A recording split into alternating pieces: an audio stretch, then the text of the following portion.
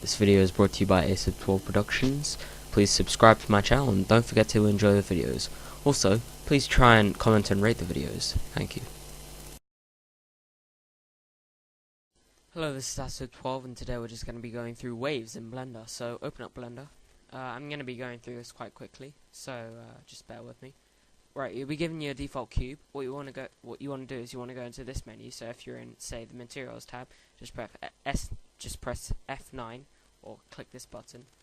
So we're just going to add the wave modifier, but we only have one cube, so we're not going to be using this yet. So just collapse that, add a new array modifier, pull this up so you can see everything, and just increase the count to about 5. Keep the relative offset to 1. If it's 1.1 or more, if it's 1.1 or more, then it's gonna be apart and the wave is gonna look rubbish, so keep that at 1. Then once that's done, just click apply.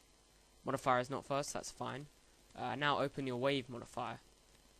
Okay, so just pull this up so you can see everything. Narrow is the last option, so just pull it up so you can see up to narrow. First we're gonna check this out, check the animation out. Okay, so we can see it's going through this. It's only doing a single cube animation, so we've just got to go in edit mode, W, subdivide 3 times, so that's W, and then you just press subdivide 3 times. And now if we look at it, okay, so that looks a lot more like a wave, but it's going way too fast. Just decrease the speed to about 0.05. Okay, so it looks a lot more like a wave, but they're very close to each other, so we're just going to increase the width to about 4. Okay, now this wave is going to have to get to the end before this wave starts again.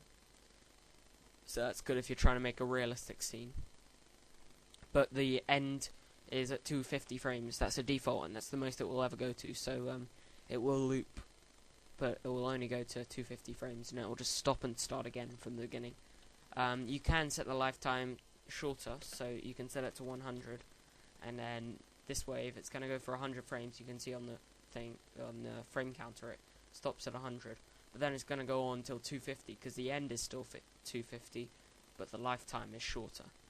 Okay, so I'm just going to keep that at 0, because I want it to loop, of course, and then we can set narrow. I'm not actually entirely sure what this does. It seems to make it a bit more sharp or something, so you can try and figure out what that does. Height is of course the height, so if it's 2.5 or something.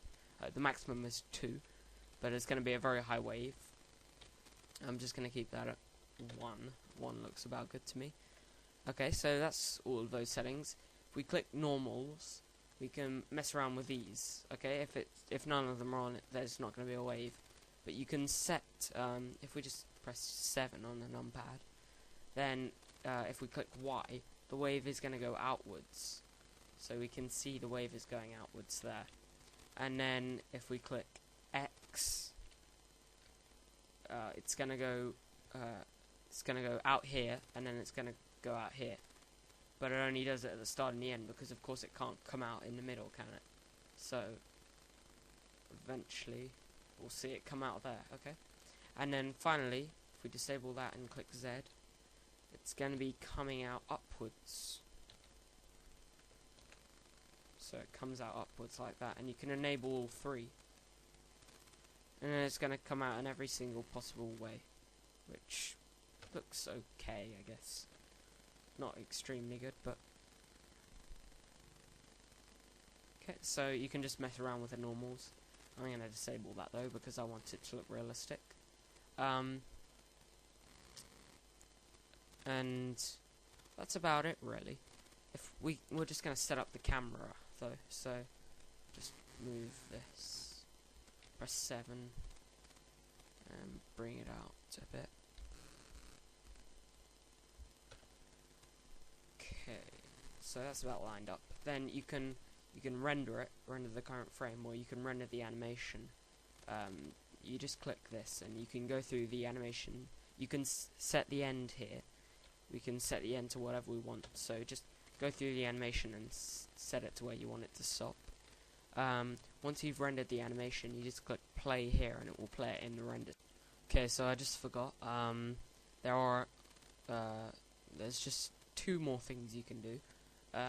First you can select this and you can set smooth.